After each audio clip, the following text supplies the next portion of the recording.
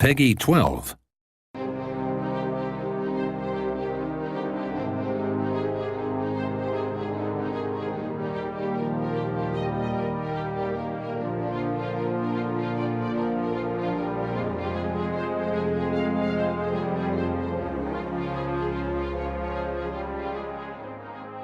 Today I'm going to talk to you about the sharp end of politics, that is warfare.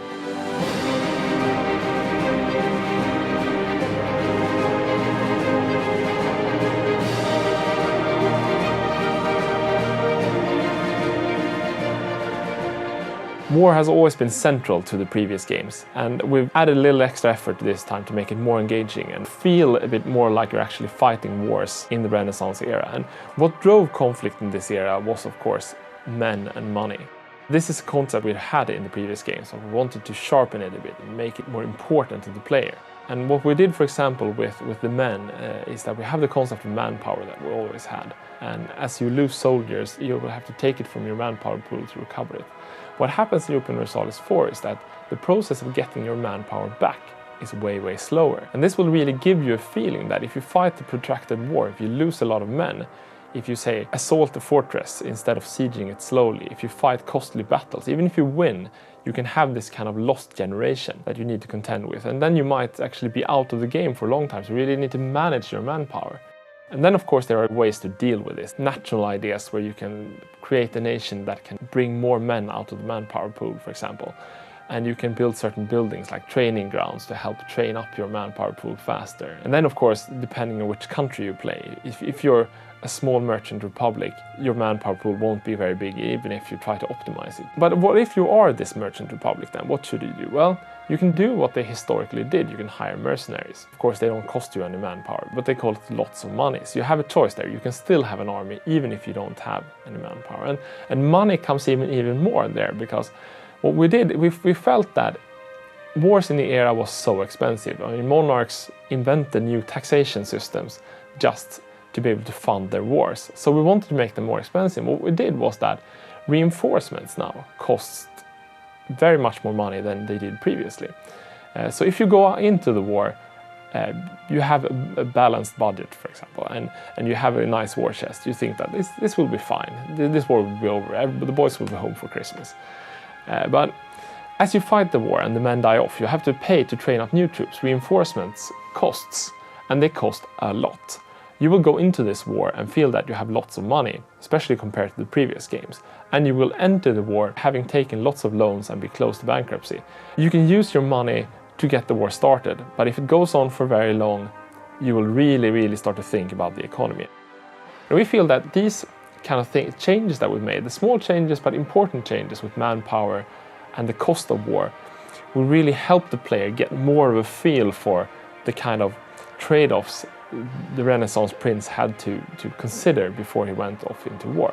One thing I should mention there, of course, is that what the Renaissance prince did, and what any modern ruler would do if he has no money, is that he would take loans. And we've tried to help the player there by making it cheaper to take on loans. In the previous games, it was more like if you took a loan, that was a loss.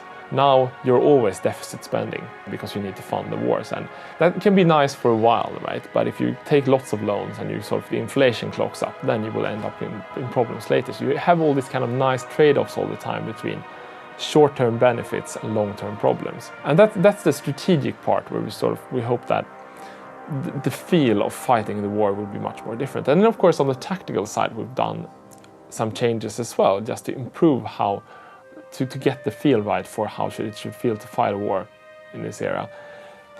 If you're a ruler, of course, being a soldier is not very nice.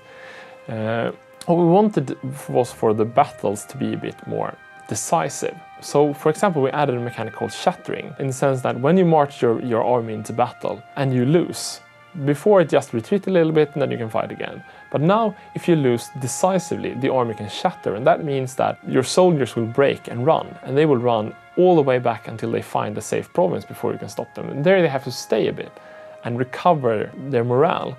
And of course, that makes the battles more decisive without actually making it so that you can lose your entire army at the roll of the dice. Because when your army, or when the enemy's army is shattered, the winner can sort of use this time to siege down provinces and to take fortresses and to really decide the war based on one battle.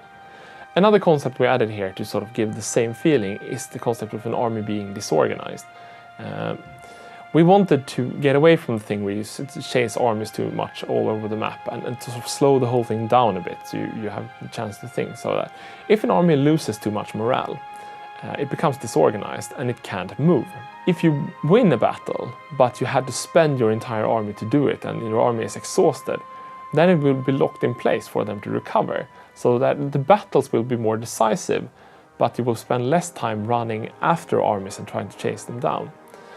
We have these kind of concepts that on the surface of it feels fairly complicated, but we really want the player to understand what happens, so we redone the entire combat interface so that anything that happens and that decides a battle should really be visible on the map. There should be no more instances where the player don't really understand why somebody won and why somebody lost. It should feel sort of the same as in the previous games, but it should feel much more, if you know what I mean, right? It should be more decisive battles. They should cost you more money, and you should feel more pain when you lose the soldiers in the field. And I really feel that this has made the game so much more fun.